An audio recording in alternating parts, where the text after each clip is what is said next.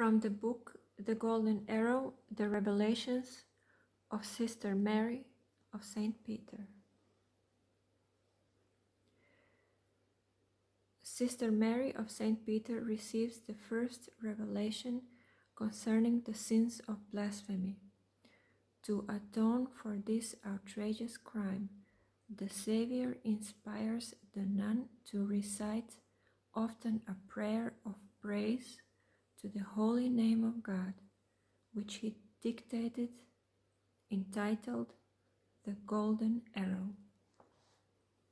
And this is the prayer, the Golden Arrow.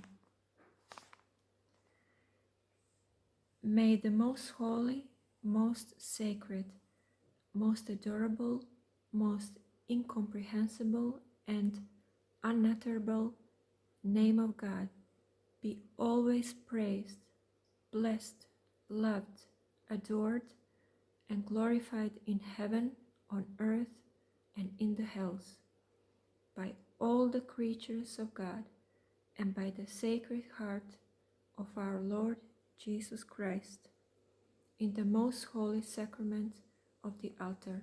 Amen. That was Revelation of August 26th, 1843.